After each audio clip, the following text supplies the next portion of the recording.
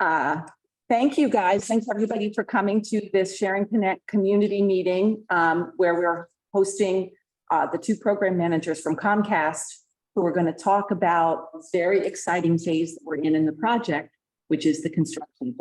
They're here, they're on the ground, and we are getting going. And for all of us here, we know how long it's taken to get to this point.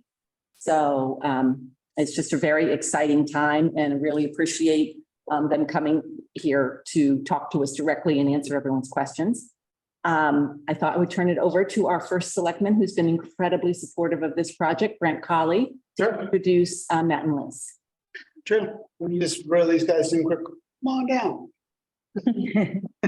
We're about to get going. All right. Yeah. No. This effort has obviously taken over maybe 2 decades, really, and a lot of people have been involved, and a lot of options have been explored. But to get to where we are today, it took a group effort, and we had the best group involved.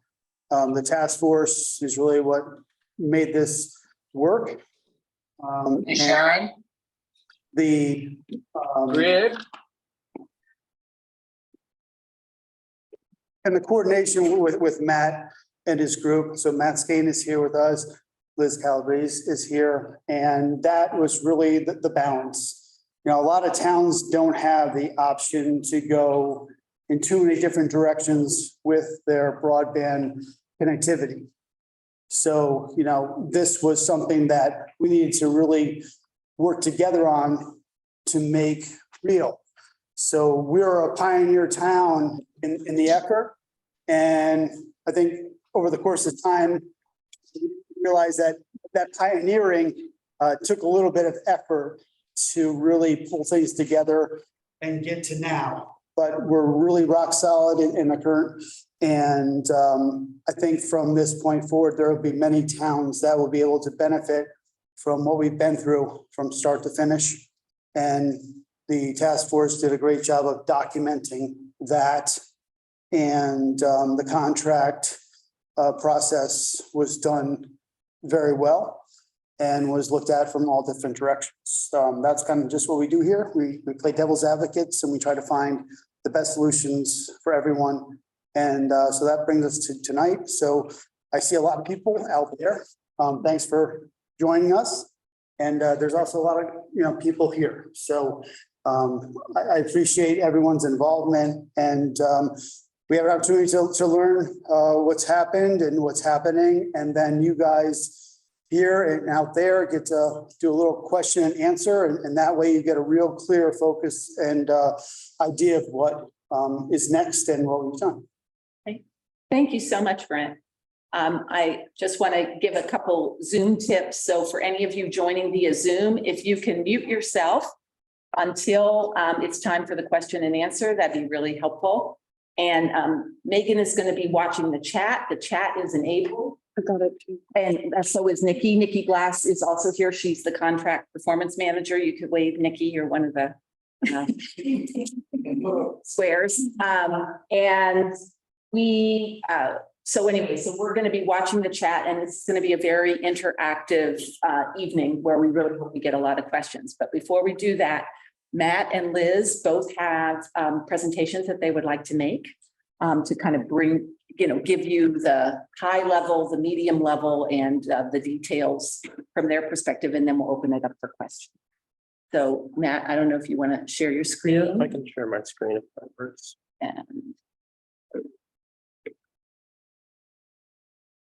And if anybody has any trouble hearing, just let us know either in the chat or in the room. All right. In the Zoom community, can you hear me? You gotta. I have to mute it. I think that. I muted. Somebody's got their, doesn't have.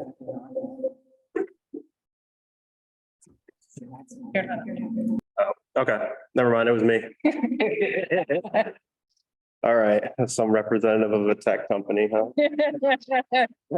Always somebody. Yeah, there's always one skunk at the picnic. So thanks everybody for having us here. We're very excited to, I'm very excited to come back feel like I was in this room like just yesterday, talking about the actual contract and the negotiation terms. But we're very happy to be here and have, a chance to kick things off formally and kind of lay out some information as to like expectations, what you will see, and just kind of talk overall about the process. So I think the key word on this first slide is together. It's been a very good partnership so far, and we are doing this together. For lack of a better way of saying it, like we totally rely on the task force for everything when it comes to the community. And so having them as partners and having Brent as well with the town as a partner with this has been great. And we're only hoping to continue it even more. So I guess it's important for us to kind of know where we've been to get to where we want to be. So Liz actually put this together. I thought it was pretty cool. We basically started off with the whole contract signing part, had key stakeholders internal from our perspective involved to kind of get the buy-in and also kind of lay out our blueprint and plan.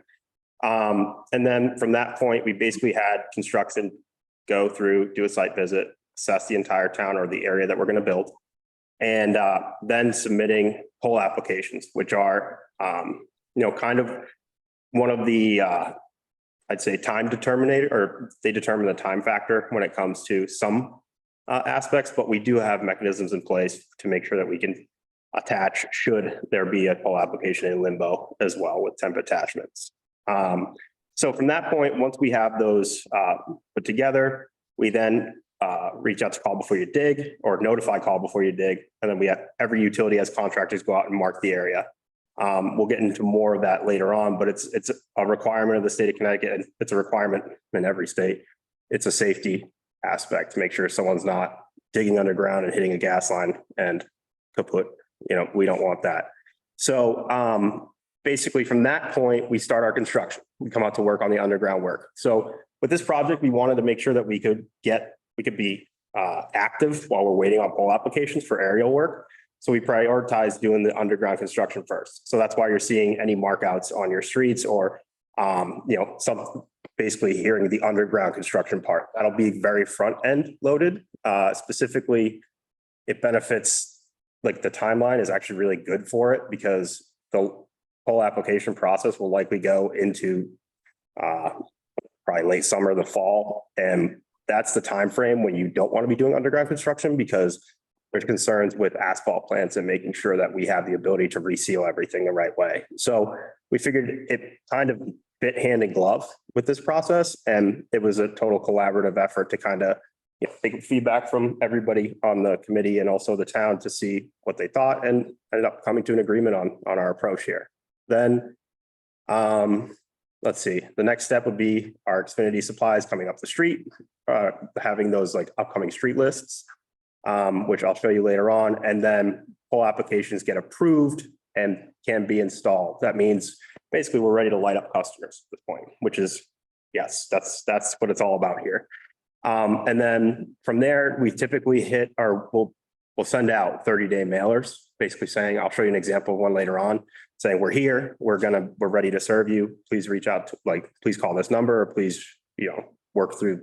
We'd prefer that you work through the task force because it's kind of a unified group with their tracking system that we can all partner with and work together and communicate the right way. And then we basically then send that address information to our direct sales team, which we have a specific sales group assigned to this town to make sure that we handle it the right way and have our customers or potential customers or future customers in this case, knock on wood, have a good experience when we start the process of securing your services. And then the last step is really just having our direct sales. We will have a variety of ways for our sales teams to interact with you, which I'll go into a little bit more later on. And then there's the smiley face at the end. The services are installed at no cost to everybody involved with the project. So we mentioned, I just want to make sure. Okay, I could get worried just cutting things off here. So what we've been doing is providing 30-day lists of where we're going to be in the community or doing our work. And like these roads, drove by a good chunk of them already today on the way here. You'll see some markouts. And what our process is going to be going forward is providing 30-day street lists to everybody involved here. So it's publicized and making sure that people are aware or have access to that information online, typically through Sharon Connect or through the town's website and social media platforms, should they choose to distribute it that way. And it's basically something to make sure we're very upfront with everyone to make sure that they understand, hey, we're here, this is what we're doing, here's where we'll be.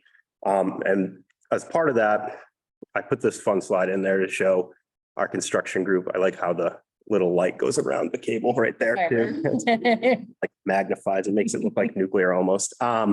But one of the things we have an edge with is our construction, our technology. We're able to scale our network very fast. It's fiber-rich network. And we stay well ahead of that future demand. You'll see later on that there's in one of the next parts of this presentation, how much we invest in our network. It was critical for us to survive during COVID and for everyone else to survive during COVID. We constantly are investing in our network to have that fiber density and fiber richness to support gig speeds for everyone. And long-term, you'll hear I'm sure there might be commercials for it already out there, the 10G network, which is something long-term we're very proud to get to. It'll be something that's not your typical 5G that you consider like a Wi-Fi type network. It's all fiber-based, so its reliability is clutch there as well. And speeds obviously will correlate with that too. So as a part of the process, wanted to kind of give some imagery. I know it's kind of like a rainbow soup here to what call before you dig, like what those flags or the paint means. So first of all, Call Before You Dig or 811 is a nonprofit that's kind of like a housing or housing group of any projects going on in the state.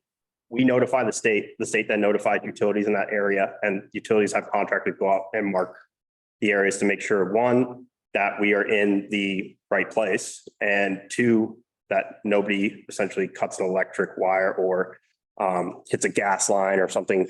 It's a safety issue more than anything. But also it's making sure that, we're building in the right part of the public right of way.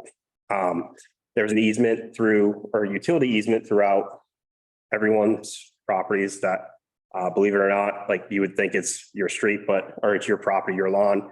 There's actually like a 10-foot setback that typically is where the utility line would be. And that's where they're marking out, because that's the path we have to follow as a requirement to be in that public right of way. But you'll see the colors mean, you can read it for yourselves, and this will be something that we can share. And I think we've already shared on the Sharon Connect website. So feel free to take a look at that. And, again, working with Nikki, we've already had a few questions on it, and more than happy to, have, any conversations or answer any questions that you may have about that, whether it's specific to your property or just general in nature too. So there's some examples of Call Before You Dig markings. It's a water-based paint, so it eventually washes off through rain. However, should there be any problems, we just want to make sure we can accommodate what you need. So if there is something major that is really problematic after the fact, I would recommend that you work with Nikki, and Nikki can work with Liz and I to facilitate any solutions that you need here. But as you can see, some places have a lot of utilities in that public right of way. Now, kind of what you can expect to see are pictures like this. We figured a picture says 1,000 words rather than me just talking about it. You're going to see whether it's someone working on a pedestal specific to your property or group of houses in that neighborhood, or whether they're actually trenching in the public right of way. There's all sorts of ways that these cats can be skinned. We can use a micro trench approach. It all depends kind of on what is underground, which is something that we've talked about ad nauseum as a group. It's kind of I don't know if it's a pleasant or it's a good surprise, but there's something, you can always run into weird surprises underground. One of the old construction directors at our company, when I first started, told me he dug into a trench that was led to a horse graveyard underground one time. So like you just never know what you're gonna find under there. Yeah, and so here, obviously, we're probably not gonna find that, knock on wood, but underground, there's all sorts of rock, and that hard surface requires a little bit more intrusive type of construction for us to break through. But where we can, we micro trench, try to do it as minimal impact as possible in the public right away. So, Just to call out that middle bottom picture Yeah. that you're looking at. So just to let you know, the large box on the left, that's actually electrical and not Comcast, where the smaller box to the right. yeah, so that's a good call out. Rule of thumb, we're always the smaller one. The bigger ones tend to be electric. Stay away from the bigger ones for sure. But I think that's a good call out. And we put an example of one. A mini one. Specifically, a mini one right there. That's kind of what they look like. And we'll install those and work through, work with you, whatever, typical needs you have. But again, it's all about Can I ask, one pedestal for each house, or does one pedestal serve multiple homes? Yeah. There could be situations where there's one per home. It really depends on the footage, where the connections are feeding from. So that is something that we'll get more updates about as the construction work is happening. So we can keep everybody in the loop about that. Yeah. It's a good question. And then once we get to aerial construction, you'll be seeing this type of equipment and people working in bucket trucks. It may not strictly say Comcast, it may be a contractor of Comcast, but they are required. They all have specifically my information. Should there be any problems in the field, or if you have any questions or anything like that, they should be able to direct you to me. But again, Nikki, me are kind of the funnel of information, if you will, and we kind of facilitate any solution or problem solving that we have to do as a part of this project. So and so far Nikki's been great, taking ownership of everything. And I think it's a process. Nothing's ever going to be perfect, but we're doing the best that we can on both ends to try to make sure that this is as affluent and easy process for everybody as possible. And with the lines as well, just another call out is the upper left picture of the man in the bucket. You can see there's two sets of line. Cable is always the top line. So power is always the lowest, cable is always the highest. I think it's reversed. Power is the. Power is always the highest. Oh, see where the cable is? Oh, okay. Typically, and these, And then this can be Frontier. yeah, because that right there, the top one is cable. Yep. And so you'll see fiber rings or things like that. Yeah. And that's our network. It looks kind of weird with just a big old spool sitting there, but it's something where it's the most reliable way that we possibly can deploy our network, and gives us the ability to trim if we need to as well in the field. So that's what you'll see from aerial construction perspective. So how can we be productive as a group during the construction process, or while essentially you're waiting? One of the biggest things that I could recommend is working with our task force, and basically that's the survey during construction here that the little arrow is pointing to. That's something that we can all, it's kind of like let's say One-stop shop. yeah, one-stop shop for all of us, good call. To be able to access information, and then Liz can basically then take the ball from there. Sure that who did fill out the survey is contacted by their preferred approach. And also to coordinate with our sales team as far as timing to reach out to that person directly. And then, so by doing that, we get some good news, in the process. I put up the fact that we were able to start construction on Carolina Drive very early, which was great. We happened to have the permitting we needed to attach the poles there in that specific situation in place. However, it's something still where we make ready as a step in the process that we have to abide by before we attach the poles. So there can be situations where a pole may need to be replaced, which does cause delays. But what we're doing now as a group, we're temporarily attaching to make sure that we can get you served as soon as possible. And so filling out that survey would be very helpful from our standpoint, and it would also probably provide a better experience overall for the customer. So what you're going to see when it's about 30 days out, these are the examples. This is the front. It says we'll soon be at your address essentially, and then it has the details on the back.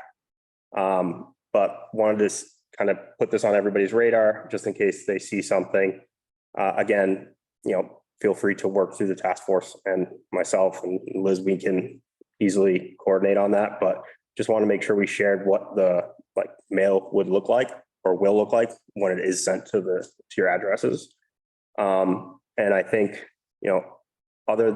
otherwise, one of our things that we wanted to talk about tonight too is not only is it something where we're working on this project together now, but in the future, there's a lot more opportunity to be partners in all sorts of different avenues, not just business. One of the things that we are very proud of is our commitment to the communities that we serve. And we're in the process of figuring out a couple of events, whether it's something focused on showing our services, kind of like a roadshow to show what we provide and let people kind of test drive some of the things and play around with the gizmos and gadgets.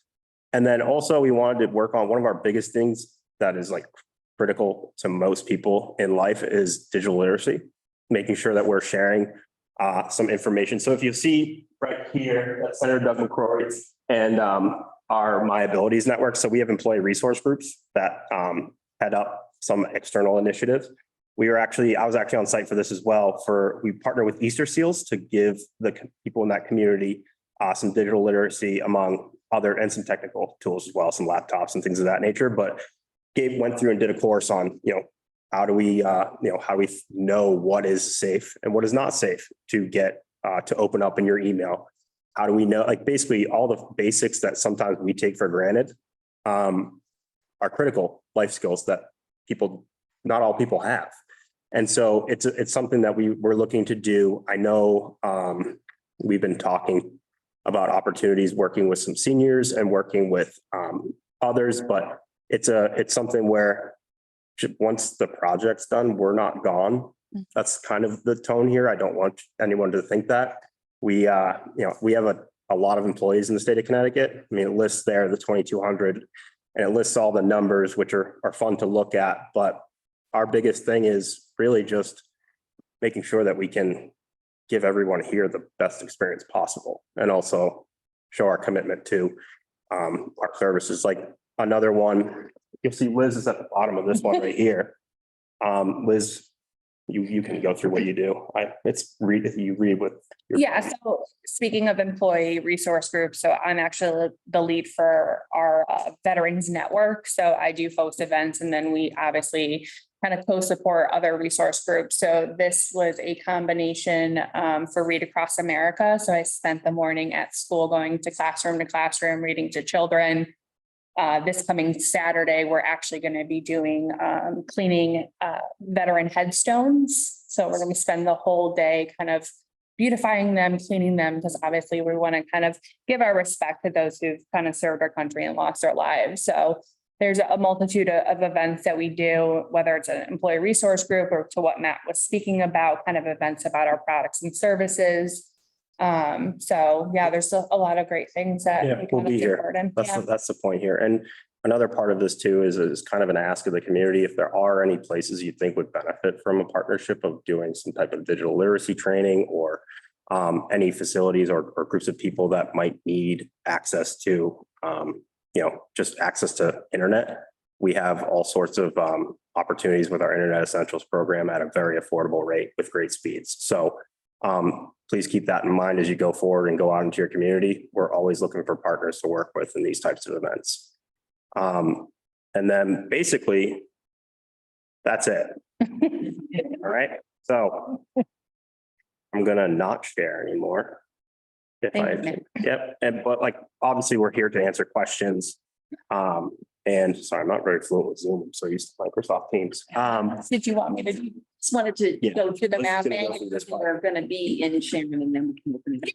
So I'm going to do a really high overview. So I did two versions because Earth is one, but there's also for the in-person, I made this poster. So this is basically the view that we're looking at. So we were just speaking about construction and we were speaking about pole application. So Liz, could you put up your Because nobody else can see that. Can we put up the, Put it up on your Oh. screen so we can see it. So they're not going to see the physical copy of it because it's being redesigned, but you just need the map at all. Yeah, it's whatever you have to share. Work on the same exact way where I'm used to right? Teams and. Give me 1 second.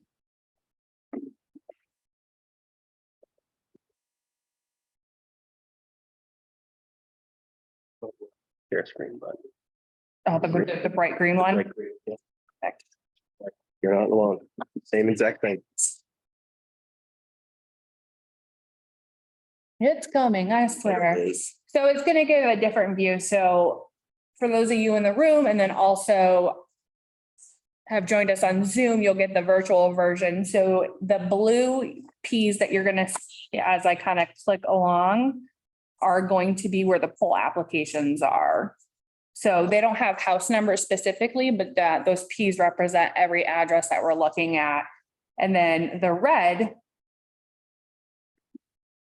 And don't be worried about the explanation triangle. I just figured it was the best way to stick out. So that's going to be our construction. So this is kind of going to let you know what we're speaking to. So this is the underground work that needs to be done. This is what we're proactively trying to do before these poll applications get through.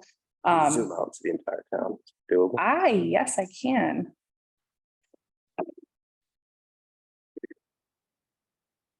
So red is the underground Yeah, red is and blue is what and green is what? aerial. So blue is the poll applications and green is what at this point. So the one that's I don't have coded on here, unfortunately, is Caroline Drive because it was something that was part of permitting that wasn't part of. Yes. Said. What I have right here on the green is something that we recently got updated in regards to being ready So to install. Liz, we're getting a couple of questions that I think maybe we could answer at the same time. Yeah. So the first question is, do we need to fill out the form in order to be connected or will we be connected automatically? And so our understanding as task force that we'd love to have you guys just clarify or confirm Yeah. is that your home will not be directly connected unless you have verified through our form that you are interested or someone knocked on your door and you verbally spoke to Comcast and they recorded it. Yeah.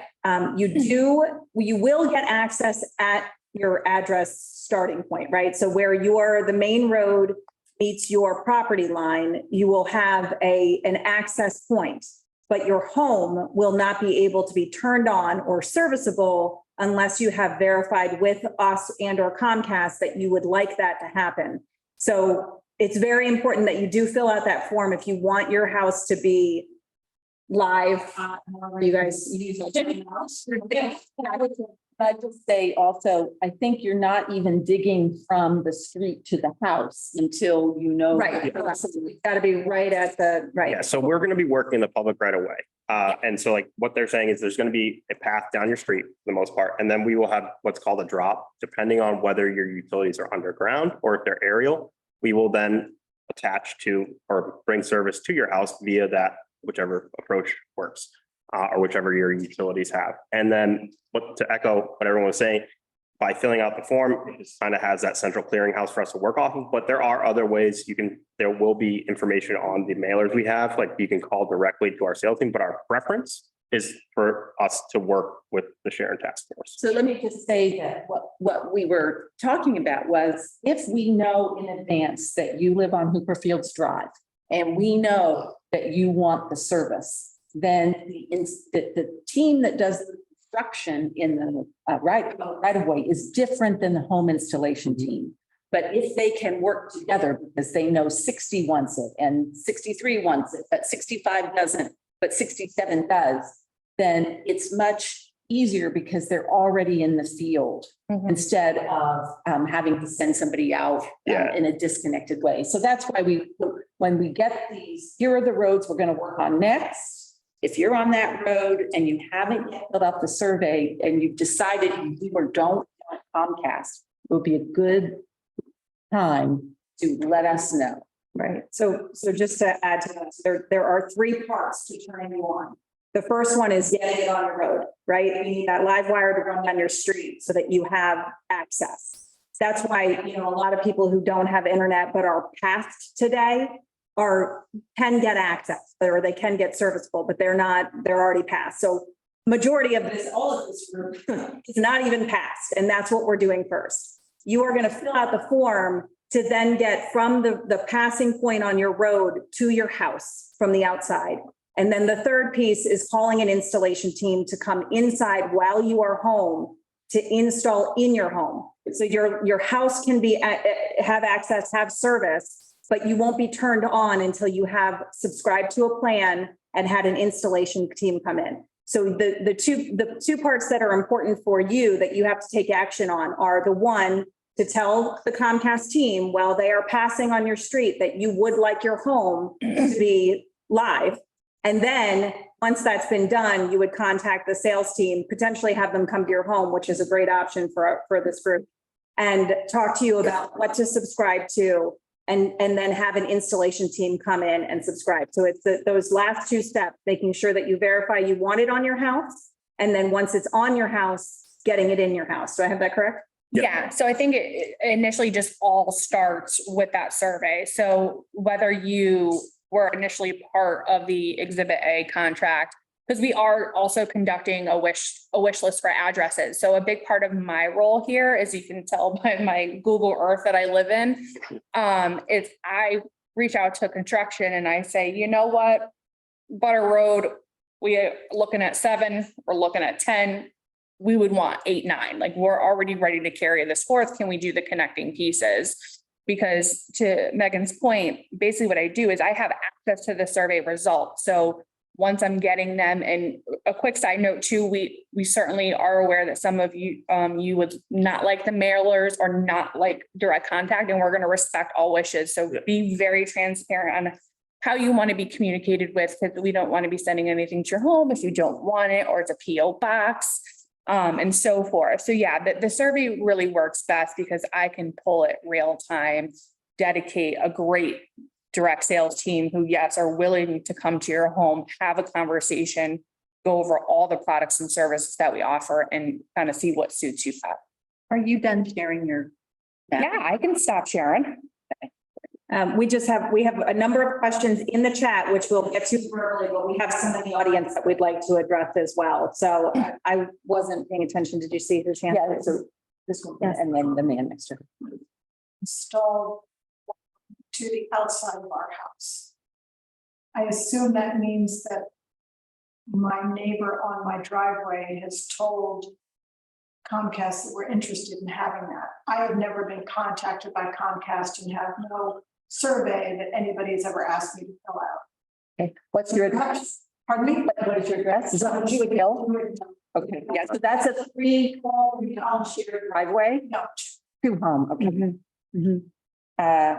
So if a wire has been run to the exterior of our house. Yeah. I understand what you're saying about what I need to do next, but I don't know how to go about arranging for that. Right. So we do have some resources on our website, but as Matt and Liz said, if you fill out that form, which I can share the link with you, we can give. You make a call.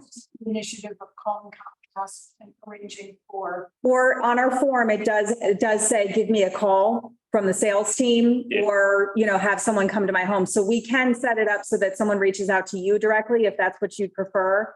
At this point, I mean, she's here, so we could just take. I was going to say, we can just And take information now, and we can have someone from the sales team call you if that's what you'd like to do. Yeah, it's just to reiterate as well, because and there's so much to the process. So your neighbors logically didn't call us for the line. So they were part of the contract that's occurring with Comcast and Sharon. So we proactively went out there to connect it. But yeah, to the point, we can speak with you today or. Just add to that, I've been extremely happy with the work that's been done.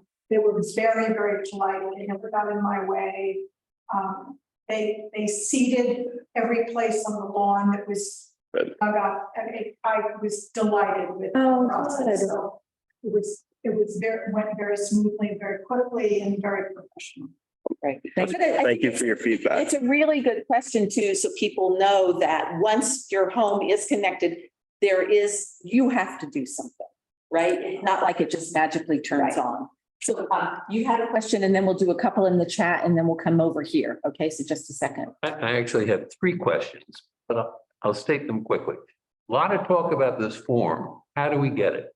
It is on our website and we will, Again, SharonConnect.org, SharonConnect.org. I will put it up. Actually, once we get a little bit of a break here, I'll put it up on the homepage so that you can find it really easily. But right now it's under the project updates tab and it can be found in the project address list tab. So you can, I can share that real quickly if that's helpful for everyone. SharonConnect.org. SharonConnect.org.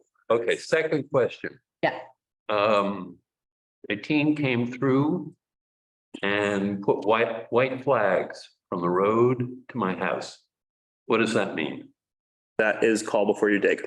So Right? that's call before you dig. So No, it's, I'm just. yeah, when they're flagging. the first is white, which is the proposed line. Oh, yeah, the proposed route, okay.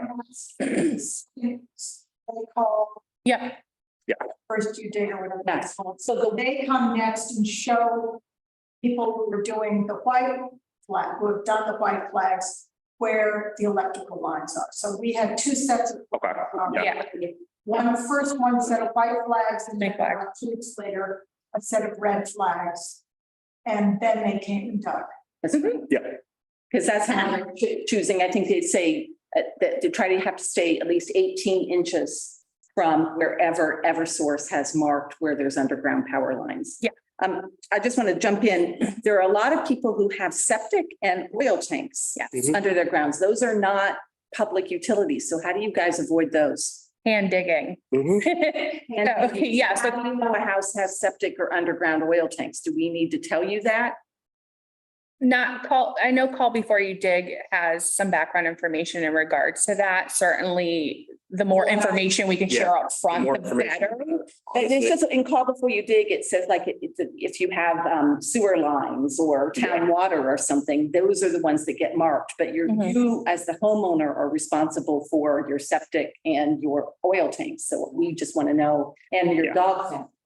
So I have that one marked. those kinds of things that, you should let us know on your address, what are the things that if somebody has to dig, not everybody has to dig. Some people, you have overhead lines to your house, but that kind of detail, when you want somebody when somebody is going to be on your property and digging, what do they need to know? And you can just email us at. It's in the form too. There's a space in the form to actually add that information. So, Okay. All right. So you are next and then we'll get to some of the. yeah, the chat. Yeah. I filled out a form, but I haven't heard back from anybody, and my is overhead wires, and I'm not sure what the What's your 12 Eggleston Road, Edison? and essentially I'm Edison is not yet one of the. no, I realize that, but it's overhead wires, so if it's overhead wires, I presume there's no digging. No digging. Okay, No digging unless you, so a lot of people have overhead on the street and then they went underground. how much he paid when Bo Weicker was governor, he wanted to make it that we all got everything for free, but that was a long time ago. Yeah. I mean, basically, unlike a lot of people, I don't really care what it costs because I'm paying like $400 a month to Verizon Yeah. to get something. So basically, I want to sign up and I don't want to have to go through anything. I'm happy to sign up with, Right. basically I have HughesNet and I have Verizon. So Yeah. I'm paying $450, $500 a month. Yeah. Because of Verizon, my daughter during COVID was at medical school at Yale and she wanted to stay in a guest house. So she had to have some special procedures. So without saying it, and basically there's no cell service. Just out of curiosity, is this going to help the cell service? I mean, in your home. So yes and no. Right. So you're going to be able to use Wi-Fi calling with your. I don't use Wi-Fi calling. Right. So Conventional cell service would make no difference. it makes no difference. Oh, just what I'm pretty familiar with this. I do a lot of work with Comcast in a lot of different ways. So basically for things like Netflix that I can't really use now, because it's still too slow. Yeah. Obviously, I'll now have conventional. Okay. I'll have conventional, I don't watch much television, but I'll have conventional internet the same way I have it with cable. Yeah, it's actually like, Just out of curiosity, what will be the fundamental difference between this internet and the cable that you have in places with cable? It's the same. it's the It's just giving same. you the service that everyone else Okay, is. so it being knocked down, To 102, 1.2 gigabit download and 30 uploads, But- something like that. being knocked out in terms, obviously, I've been in Sharon for 38 years. When electric goes out, this goes out. Yes. Okay, But there are options for battery backup as Right. well. So if the Comcast lines don't get pulled If the tree and you doesn't have a fall. generator, you can still get service. oh, So that's a different, that's. Right, right. There's an option for There's an backup in your services too. Okay. Yeah. So that's an option that you guys supply. Yep. Mhm. So my main question is a simpler question.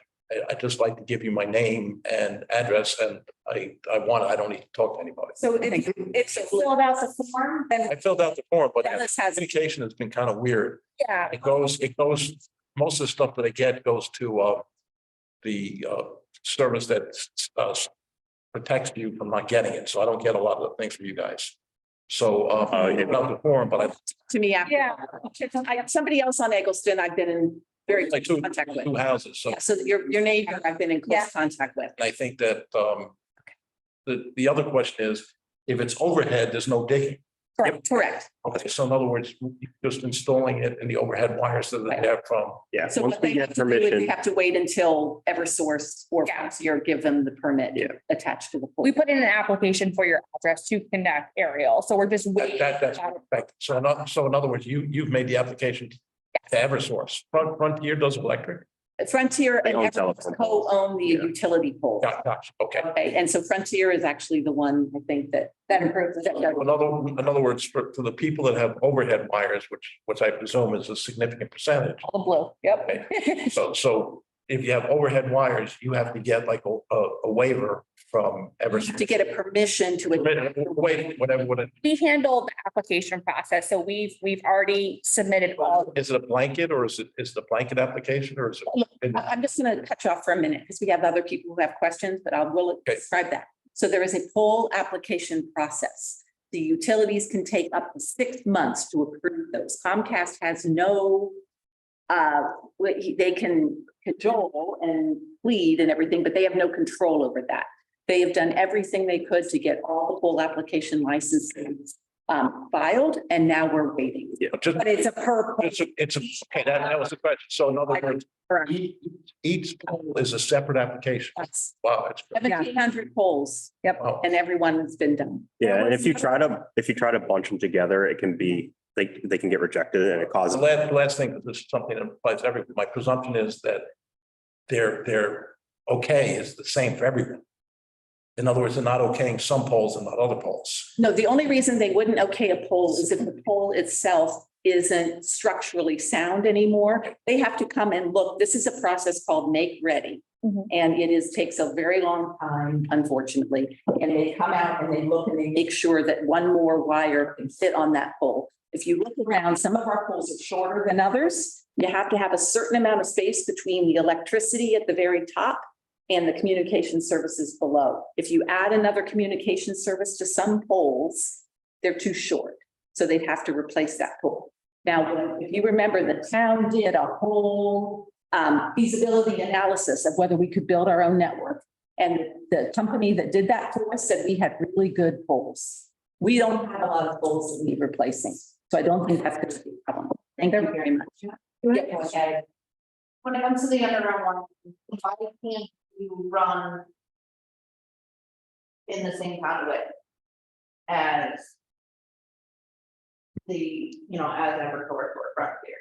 Depends It's on the size. illegal. Yeah, Well, it's a safety thing. You can't have communication and electricity in the You same. know what I'm saying? If you have your conduit already, like I have Frontier. Yeah. If Frontier, that's not that one. They can share with Frontier, they can share with Frontier, I will always know. But they cannot share with Eversource. No, I'm saying they can run the same, they can run the wire Depending on the size. Depending on the size of the conduit, it has to be a particular size. Right. Right, as long as there's enough room in there. It is tricky, but it's let us know that you have conduit, because that's the first thing the construction team will look for when they get to your house is where is your conduit. Right, so that, then they will be looking at that. Yep, and just if you fill out that form, just make that note to us too, so that we know. Well, I told Nikki every day. Okay, great. All right, and then you're good. As long as the size allows, they can share with Frontier. They cannot get near Eversource. We have a number of questions in the chat, so let me just catch up there. So somebody was asking, how is it dedicated roads get connectivity first and last? I think we answered that a little bit earlier, but it's based on whole application. How is it decided, right? How is it decided? It's for all this group, it was whole applications are going to take time. So we started with underground wherever we could. Yeah. That's kind of how that was laid out. And then I would say it's when the poll applications come back. Yeah. What roads, those will be determining where Comcast construction is going to go next.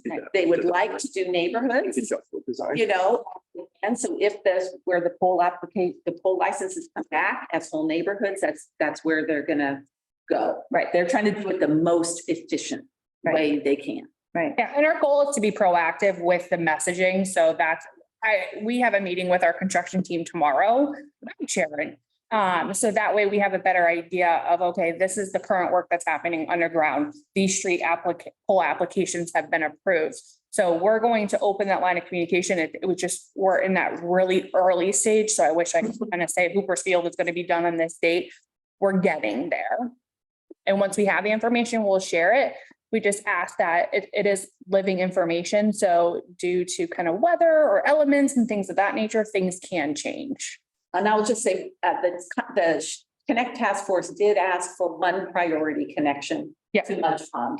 Correct. So that our town beach could finally have high-speed internet. Which is at Veterans Field now, by the way, which is also Veterans Field. We didn't need poll licenses for Veterans Field, but we do for Mudge Pond. So that is the one area that we put forward as a priority.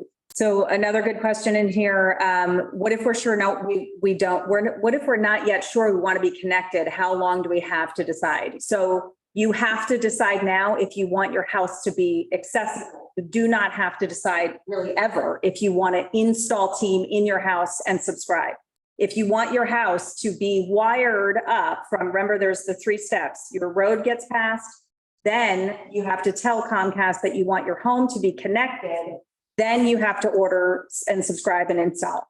If you don't give them the ability to connect your house now, then it's on you in the future. This is a one-time deal. When they're on your street and they're doing this project, this is the time to say, connect my home, but you can, indefinitely choose to have them come and install in your home. Okay. I did respond to James's second question in regards to the trenching. I messaged him directly to get his address.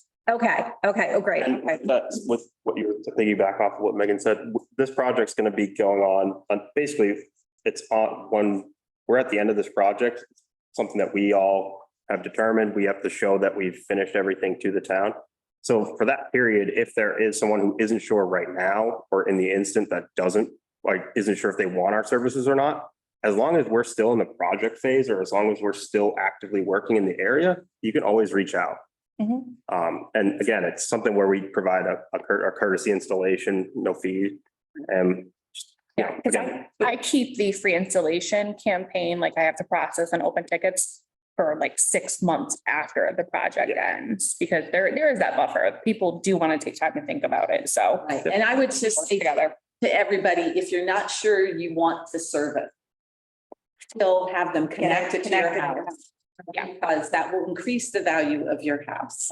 And once the project is over, they will not, it depends on how far you are from the road, but you will not get this free connection to your home after the project ends. Yeah. Where is the form on the website?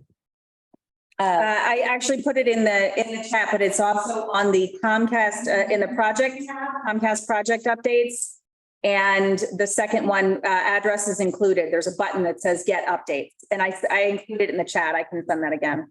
You know, we could also just put it as a banner on the top of the. Yeah, I'm going to update the homepage. So when get off this. when you go to SharonConnect.org, at the very top of the page, we'll just put get updates, or why don't we say fill out survey? Fill out survey. We'll say fill out survey. Yep. And it'll be right at the top. So all you have to do is just click the button at the top. So we'll get that up in just a few minutes when we're done answering questions. I'll take a minute. One more follow-up to the other thing. Yeah. So in case you are not sure if you want services, that's why we want to have those events where you can kind of see what we offer from a product standpoint. So like in the future, if you still have questions, we're going to try to do a little mini roadshow to show what we offer and you can test drive through it. Yeah. And also the different prices. It's Yeah. difficult sometimes to see. Price point. Yeah, I have the question, Doug's question of. So, and I just want to, with Doug Cahill's question on here in the chat, I do want to just answer that because he's asking to sign a contract. And Doug, the answer is, tell everybody that you want your house to have access. You do not have to do the installation subscription now, but you do want to have it on your home, on the outside, and then you can make your decision whenever you'd like about actually bringing the service inside. And if you bring it inside, do you have to sign it to your contract? So no, It depends on the service. yeah, it varies, and we're very upfront about whether it has a contract because our process legally is you have to give us consent. It's either verbal, text message, or email. I don't think we signed, I mean, Yeah. when we bought our house that had Yeah. Comcast, I don't think we signed any agreement to keep. Is Is there a term on the contract? Is there like, is it a 1 year, 2 year? Yeah, so basically for when you get services, that it depends on what package you choose, and it could be a 1 year, it could be a 2 year. But again, they're going to go over the plethora of options that you have. So it's not one size fits all. So it's really going to be depending on your household needs. Yeah, Right, so and we there's- cover all price ranges too. Yeah. So what So if are, you just have internet, yeah, that's one thing. If you also want them to have a phone or your security services Yeah. or cable TV, you know. yeah, and I mean, there's constantly rolling offers or, promotions that we have. So at the time, if you're interested in signing up, we'll have our sales team review those with you. And again, at any events we have as far as product fluency and showing off the product stuff, we can have some information about rates too, presently Yeah. available. I should pay no attention to those phone calls that come in every day to get the 50% discount, huh? No, they- I'm getting I was- jumped. And actually, that's a good point though, John. There has been a big influx of scam calls in the area, not just for Comcast, but also for Optimum and for Frontier. So if anybody calls you and says, especially if it's a voicemail that you get, that's just really weird. That's like, oh, you're missing out on this, big discount. Make sure you sign up. That's not Comcast. Do not, it is a total scam. There's some big ones going around right now. You can get a discount when I get the free cruise that I get. Yeah.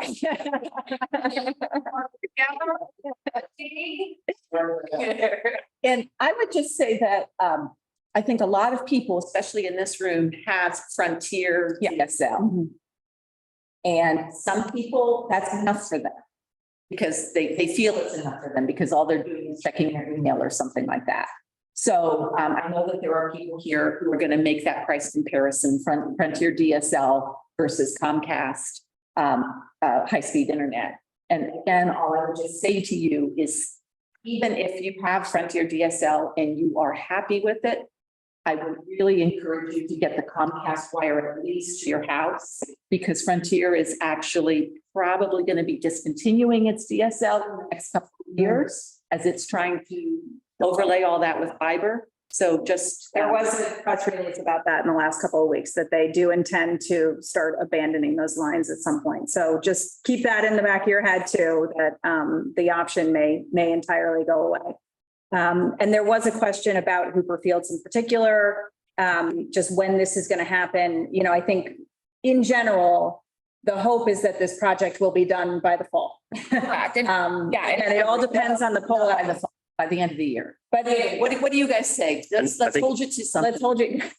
End of year is our goal. Yeah, end of year is your goal. Yeah, it all depends on the poll applications, but the intent is, the original intent and the way things were drafted and the way we went about this was 6 months from the signing of the contract, assuming everything goes okay. Assuming we get the poll. Yes. Right, that everything right with the poll licensing goes okay. And, you know, I mean, if anybody has been sort of in one of the roads that's being constructed, this is happening really fast. Yeah. We got a conversation with Liz and Matt like last week and they're like, oh, we're going to start. And then all of a sudden people are like, I'm not connected. And we're like, wow, it's happening really, really quickly. Once they are able to get going, it's fast. Yeah, So- we have a very mutual aligned goal. It's in our best interest to build as much and as fast as we can with quality, obviously, but it's also in your interest. We want to make sure we serve everybody. So we have no interest in lagging or dragging our feet on anything. Once we get, like Megan said, once we get our feet on the ground and able to operate, it's pretty, it flies. Yeah. And I would just say, once they get once they're going to be on your street, there's going to be trucks on your street. There're going to be people digging. It's going to be a little, you know, kind of like how they're laying the concrete curbing at the green. A granite. Oh, granite. Fancy. You guys are fancy with the granite. Beautiful granite. We have to get back. Don't even. Yes, We gotta please. get back. No one neighbor. You're going to have a lot of excavation on Hooperfields Drive. Yes. Will, once that is complete, will those houses be dependent upon the pole application in order to get to Hooperfields? No. Nope. No. Fields is a direct ferry. I think you guys already have an access from 4 to Hooper Fields. Colonel Bridge Road. Yes. So this, I'm taking on the map. So Hooper Fields, I think is, and you are on the first way, or I'm assuming you're on Hooper Fields. That's the first wave. So, I mean, I would expect that construction is going to be fairly soon. And so the pole delay will not affect. That's correct. Yeah, so anything underground, rule of thumb is anything underground, that unless there is a pole between the underground network and your house, there will be no pole application requirement. But if you have aerial network throughout your neighborhood, then it will be pole reliant on the licensing. Okay, but to get it to Hooperfields, Right. we're not dependent upon poles. Right. So right now, I think those white flags have been out on Hooper Fields for about 3 weeks. Yeah. I'm confused about why Eversource hasn't come to market. There's some red today. There is some. Oh, okay. Fine, that's a very good point. Because Yeah. they can't dig until the electricity lines, Correct. are marked. Trust me, that we're ready to jump in when we're capable. I make a joke with Matt. I literally have had a map of Sharon, Connecticut hanging on my wall since December. And I literally would go to Matt's office every week. Did we sign the contract? Did we Yeah. sign it? Can we start? I think I have 4 different maps of Sharon in my office, so. By 3 years. Do you, I'm on for like 3 years now. did you have another question? Yeah, when you cross the road, when the wire has to cross the road, you're going to dig down a new trench, or is there a way of going? Okay, so can I test my construction knowledge? Let's go. Come on, Jill. So they constructed on Boland Road a week ago. And I went over and was talking to the construction team, and they were very happy because on Boland Road, the land is, it's kind of a sandy soil. It depends on soil compaction. So 26 Boland Road was on the exhibit A, but 27 wasn't. 27 wanted it, and it meant that the line would have to go across the road. And the way the soil was, they just used this like drill-like thing that went under the road and it Micro didn't. trench, yeah. It was a, It was a yeah, drill. and it shot something, it was able to shoot the whole thing under the road without disturbing the road at all. And then they were able to connect the homes on both sides. You don't necessarily have to rip up the asphalt. It depends. Yeah, it all depends on what we find underground, like the horse tomb story I told, like as long as there's nothing underground where there's like significant like granite or something very hard rock, we should be able to just missile or micro trench underneath it. Yeah. But there are times when you find surprises and it's a major. And we should point out that a huge amount of this town is solid rock. Yeah. So the higher you go, the more you're going to. So we are, you know, I mean, as great as this story is, it's unlikely to be Yeah. the most of the town. But we do restore everything as in a workmanlike manner. We make sure our contractors do that. And I would just say also, I mean, I have an event tonight. Let's get dressed. I don't know much, but I want to wear this top. That's okay. No, What were you saying? that's okay. Go ahead. Yes. So the white flags, I'm on Cooper Fields also. White flags were out.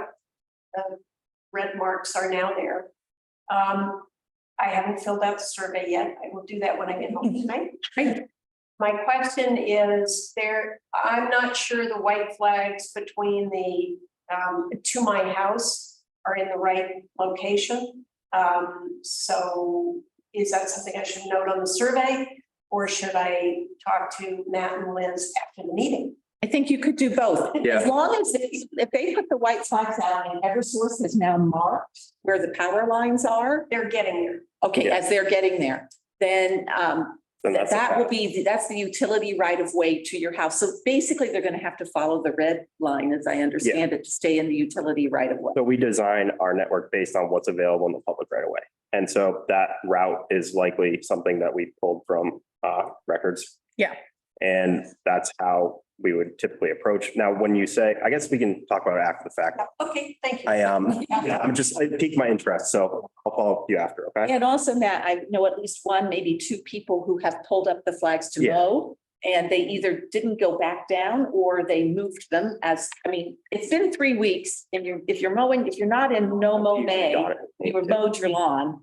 So we just have a little issue with that. Yeah, and just again, because I do have one address that I did mark that down. If that's the case, like I hate when my grass looks like a safari, so I like to cut my grass. But yeah, just reiterate, just let us know, like, hey, like I'm not sure if I shifted them. So that way we'd rather kind of second walk it instead of kind of making It's a errors. safety thing.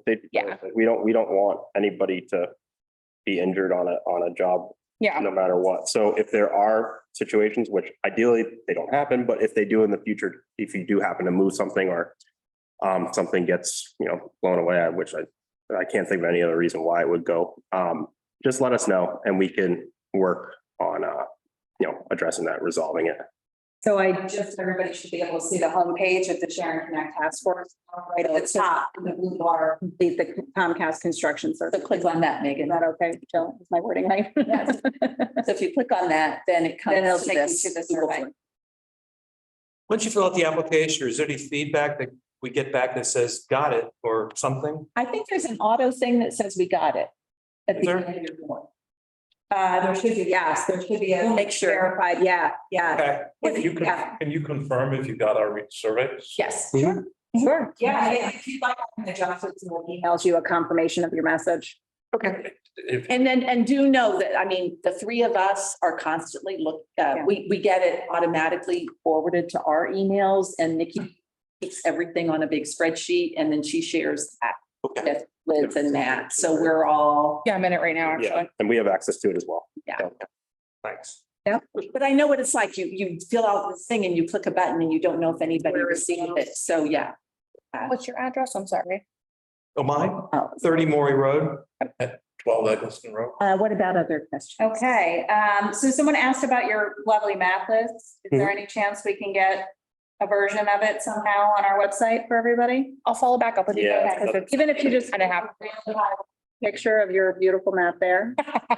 We definitely, if we Yeah, can, if you can get, that would be great. I'd love to be able to drive it with Google Earth on a Yeah. website.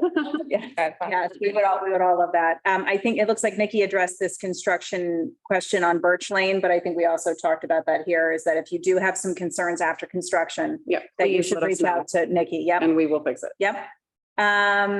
The marketing team, could the Comcast marketing team post the options of speed pricing? So we've gone over this. This is kind of a tricky thing, but this is a little bit of a tough one for, Let's just say that Comcast is a national company Mhm. and there are no special prices for the Sharon, Connecticut. There are no special deals for Sharon, and it's not Matt and Liz's fault.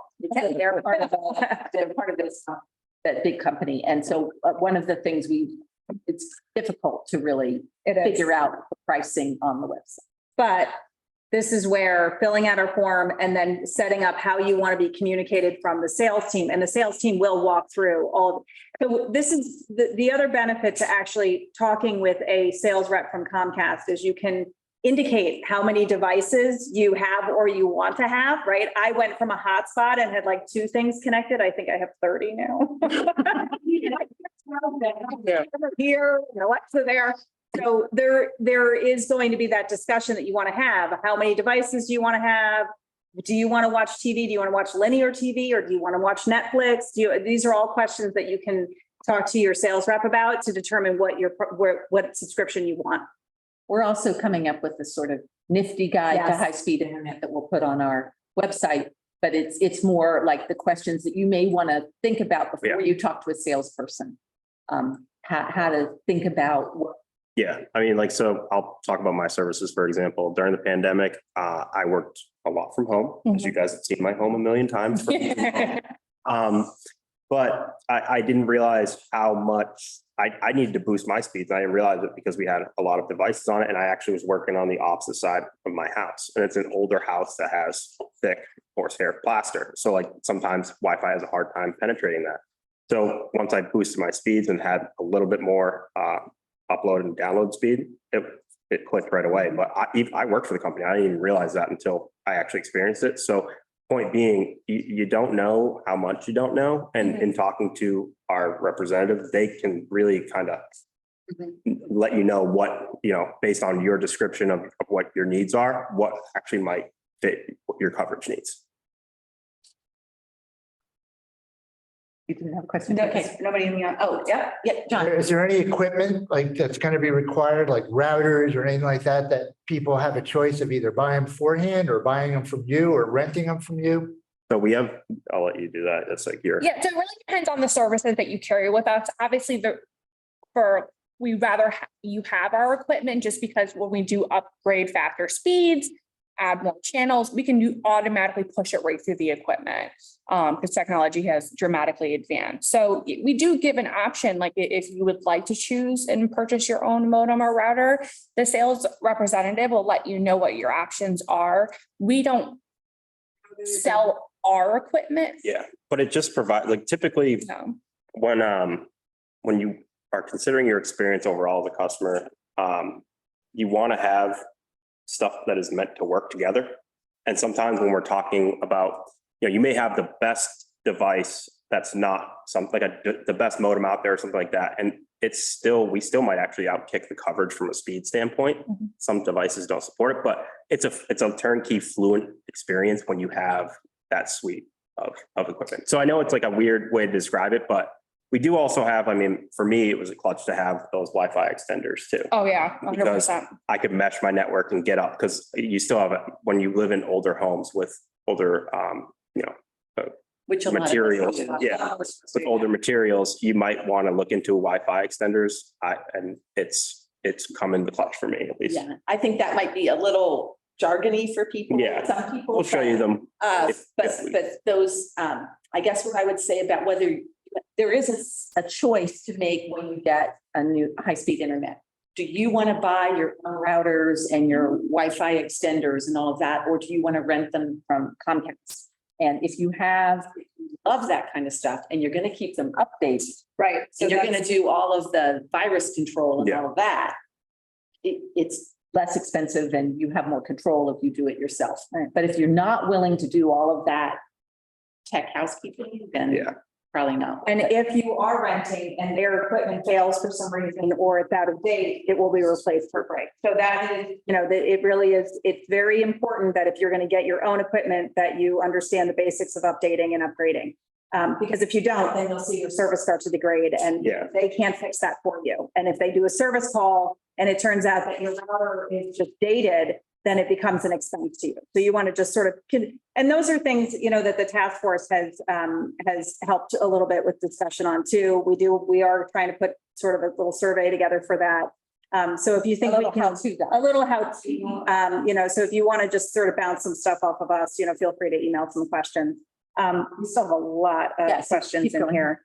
Okay, so there was a question about whether or not Comcast sends things through email or mail. If they don't, right now, if you fill out the form, they will have your email, but they're only going to use it if you indicate that you're okay with that. So their main option right now, if you have not told them how to reach you and that you agree to be reached, is to mail or knock on your door when they're on the street. So they may do that as well. There are only 2 addresses on my street, East Street, that are listed on the 30-day notice. Does trenching need to be done? No, I think so. For East Street, I think those 2 are overhead. There may be some underground for driveways, but that would be. Yeah, one's underground, one's full application. So it's a combination. Due to the kind of where the primary connections, I know it seems crazy, but 2 houses most definitely kind of makes a difference. Right. So here's another pricing question that I think, I think we've told you before that we really need.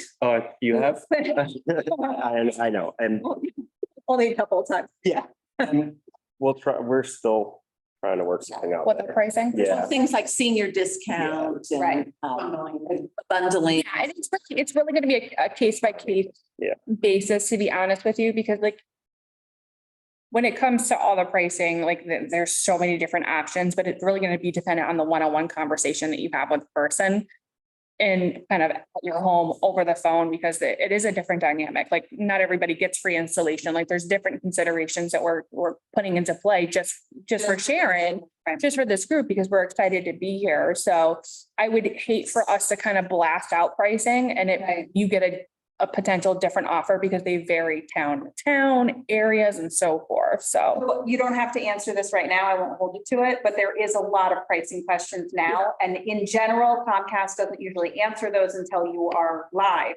Is there any way that we could take email requests for a sales rep call prior to connectivity? So that they could just have a discussion on what will be available? So the hard part is like time is also the awkward part of this, because again, there's like our fall season is a very promotion heavy season typically. And so we might be telling you information today that is not the same as the time you're going to light up as a customer. And as much as transparent as possible, we're going to try to do something as far as information goes, but it's the reason why we're kind of leery to give out pricing information is because it might change before you're connected to our services. So it's one of those things where we would rather not cause confusion and hit you with it at the time of, or when you decide to engage with us. But that's something as a takeaway that we can look into from a baseline thing. Right, what's the bottom and what does it include and what's the top and what does that include? I think a lot of people have those questions. We can work on that too. We have some ways to look that up and. So the good question, what if we don't see the Comcast team on a road? Is there some sort of notice as to when they will be where they are? So yes, you should subscribe to the Sharon Connect email, which you do on our website. Every month, Comcast is going to give us a rolling list of the next homes that they're planning to be at in the next 30 days. There's another question, there's somebody who's hoping to see the whole schedule for the entire build laid out. Like this week, we're going to be on this road, and in 3 months, we're going to be on that road, like from A to Z. The reason that they can't do that is they don't know when the full applications are going to be approved. Yeah, we would love that too. We're going to get from A to Z before the end of the year, they say, but we don't know what roads when yet, because those are going to start rolling in when the full license approvals come in. So that's why there's not a whole construction schedule that you might see. We would love to be able to do that. Yeah, we would love just as much as that person who asked the question to be able to do that. It's just the hard part is, again, timing and circumstances surrounding polls and applications. And I would just say for them, I also know that when they get their full license approvals, they're going to want to send their contractors, Comcast teams out there right away. And it's sometimes hard to schedule them, because there's a lot of stuff going on. So it's the way we're having to do it is not the most efficient way in a perfect world, but there's a huge part of the process, which are those utility poles that no one in this room controls. And if you're running into a real problem, that's kind of what we're contact us. Yeah, we can get you where you need to go. Yeah, at the end of the day, it never, like, our job is to help in any way that we can. So it doesn't hurt to just reach out. A question's not a problem from our standpoint. If anything, it's a benefit because then we can have You a know- conversation that something comes out of it, right? Yeah, there's 250 to 270 homes Yeah. that are going to be part of this project. That is not an overwhelming number for us to know every single address and what the specific issue is at every single address. So don't feel like when you contact Sharon Connect or, Matt has his email address, on the bottom of the form that's on our website. It's not like you're going to a nameless, faceless corporation, really. Like, we're going to be drilling down very closely on every single address. If you have an underground oil, if you have a visible fence around your yard, if you have something that you think should be you have existing conduit, you want to know if it can be used. All of those questions, there will be a line in our spreadsheet. Every single home will have special consideration. And it's so much better to be proactive and instead of reactive to these situations. We don't want to take something down that's going to negatively impact the people we want to serve. And so like with the invisible fence or with your septic, like if you could tell us that information ahead of time, we will accommodate. We can like everything possible that we can do for you. It's just when the communication isn't, when we don't know how much we don't know in certain properties, sometimes, that leads to us having to react to something or a mistake. And we'd rather get ahead of it to try to streamline everything and eliminate those as much as we can. Yeah. And we did just have somebody mention that they had they had plans that they wanted to upload and we didn't have it. Yeah, so Nikki provided our email address, but I will try to remember to to add and upload so that you can upload pictures or whatever it is you want to include. That would be to the fun. form. That would be very, That. pictures speak 1,000 words. Yep. Yes. How does the transition between Frontier and Comcast work? Question one, and is there any advantage to maintaining both for a while? Great question. So there is no real transition other than once you turn on Xfinity, you might want to turn off Frontier, right? If you Cancel. you want to call and cancel Frontier and all that. But your question about should you maintain both? If you have the original copper line telephone service, so a lot of us have that in town because in this town. For Right, the exchange, old you have a copper line. Right. And you'll be able to tell because if the power goes out, you can still use your phone. And a lot of us have that for that very reason, because when the power goes out, you cannot connect to anyone. And so the way to do that is to keep the very old copper lines. Now, Frontier has not been allowing people to add that service on over the last couple of years. They've been trying to prevent you from getting copper line service and trying to push you over to the voice over IP service, which is internet phone. And that doesn't work in a power outage.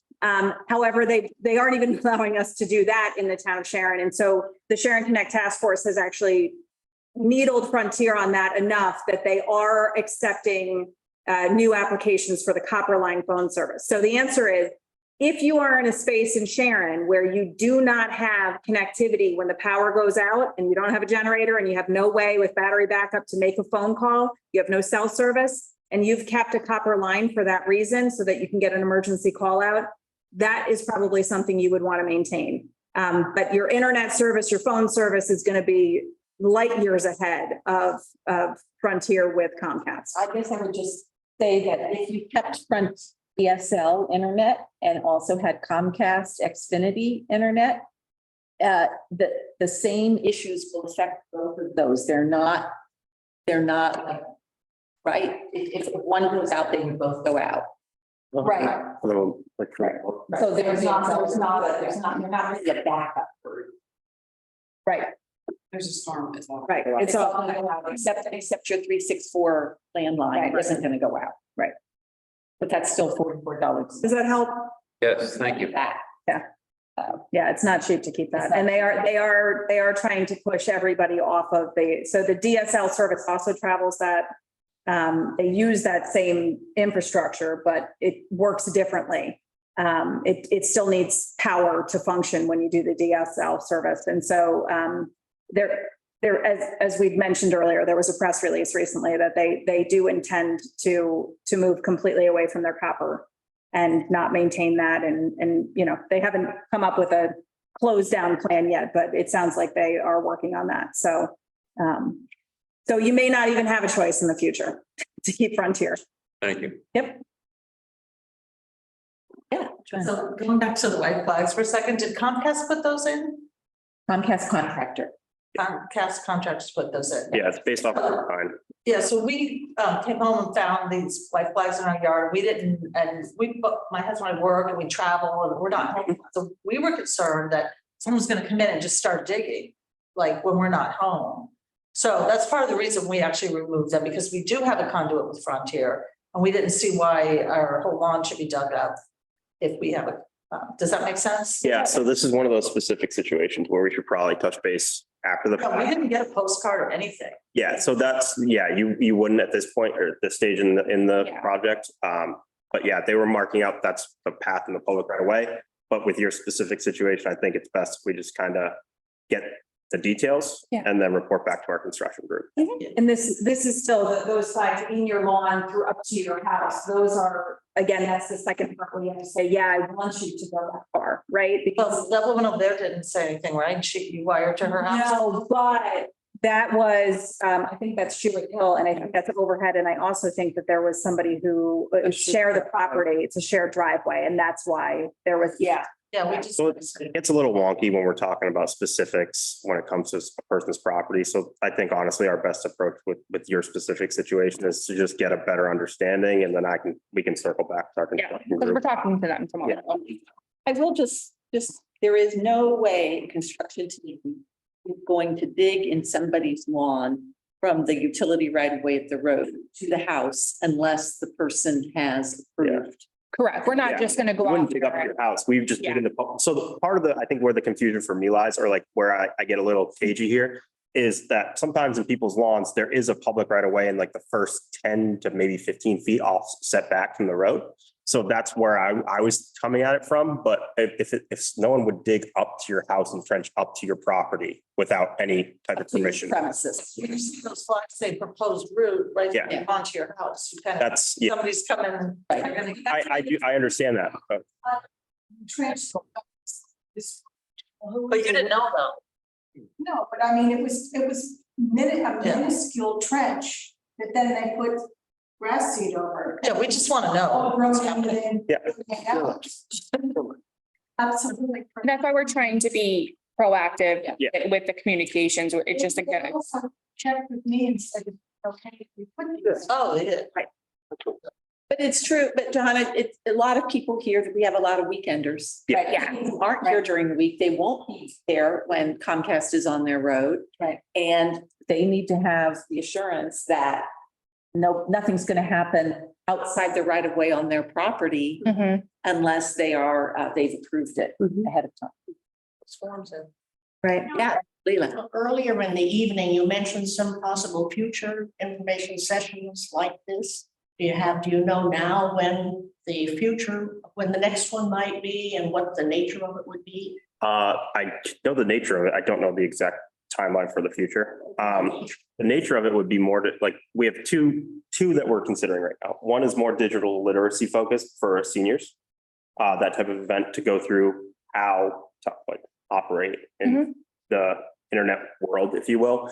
And then the other one would be focused more on products with our customer account representatives would come out and show like all of our services that we offer. We've done pop-ups in parks before. We've done pop-ups in places like this before. So we'll probably have more of a detailed plan that we'll work with, we will have a detailed plan to work with the task force in the town on to find a good location for us to do this and make sure that we blast out promotion for it. So anybody who's interested can come take a look at our products and services. Yeah, and it's pretty neat too. Like it's a little bit different, but we refer to it as store on tour. So we actually have these vehicles that fold out and it's literally like a home and you actually get to see the cable box and different cell phones. So it's a pretty neat experience. So we can talk about kind of So I think, you know, when Mudge Pond is connected. Yeah, We've gotten the permission to have a party. So we're gonna have a party to celebrate that there is finally internet at, and Wi-Fi calling at Mudge Pond. And, at the town beach, and these two are invited. Yeah, I for get to hot grill. dogs, I and heard they I get can to bring grill. that big. Each other at the game. so it might make sense for us to piggyback off of that with the store on tour type thing. Yeah. too. But But as we'll long keep as- you posted in as long as regards, it's a because you have grill my and food, I'll be information. there. All right. But for our readers, it's gonna be a Mudge Pond party.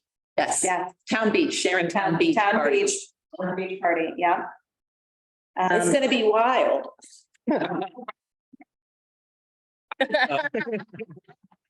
Here, so, you know. I did just have a question pop up, sorry. Yeah, Megan. no, About a security system and oil monitoring that dial out on Frontier line. Does Comcast have a solution for that? 30 years. So yeah, so basically these settings are actually done through their security system and kind of their oil corporation. So I'm assuming that both of these are like extra features. So yeah, it's the same line. So basically we would give Bruce the option to port the phone number over. So the only difference is he would have to contact both companies and say, hey, I kept my same phone number. I'm with Comcast now. I just want to ensure that you reset it up. So yeah, there is certainly a way to do that, because I remember the good old days when I was on the phones a decade ago, having these conversations with customers. You know, one of the reasons that we have a landline is for our alarm system. Yeah. Right, so. And they say that we have to have the landline for it. We don't.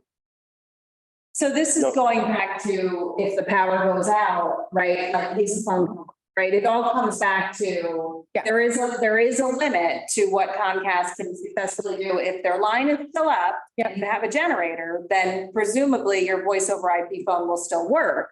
But if Comcast line gets pulled and or your power is out, then it won't. And so, you know, when does this become a problem? If it's been 2 hours, you're fine. If it becomes 24 and it's negative 15 degrees outside, you're not okay. And so we have to verify that stuff. But Bruce is right. I mean, this is what we've been told too. My security system will only work with the landline. That's what we've been told too. Yeah. So I'll just say that this is an issue. This is another issue that the task force has been starting to talk to the state about, is that Frontier really is wanting to abandon its copper landlines.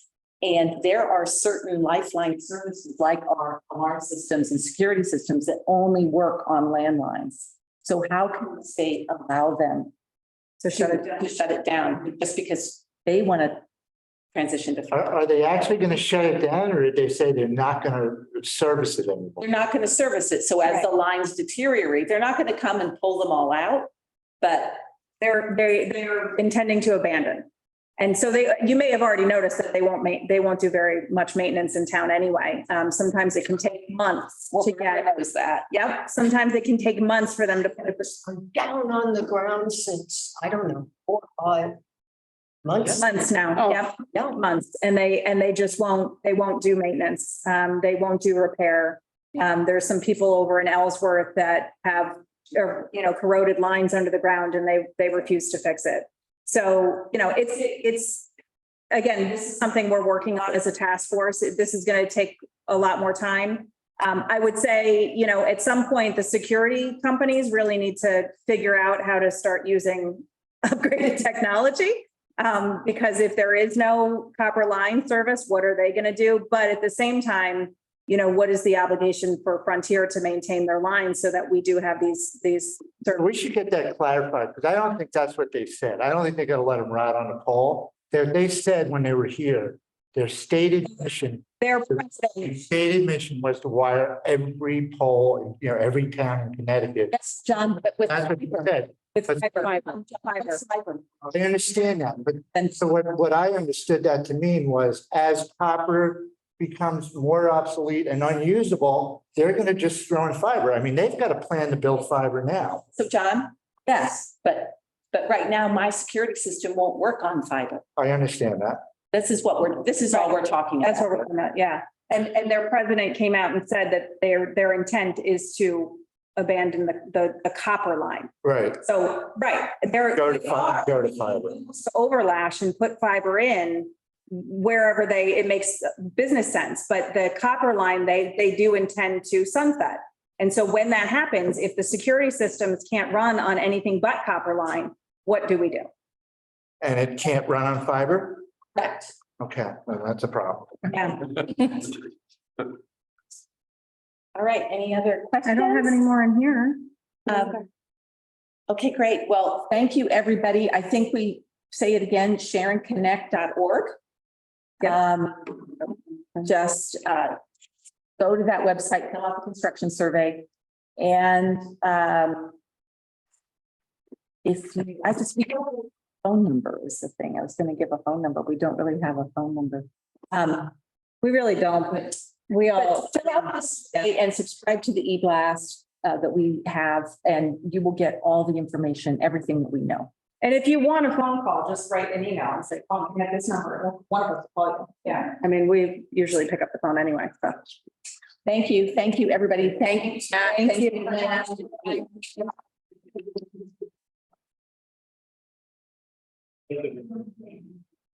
You want to-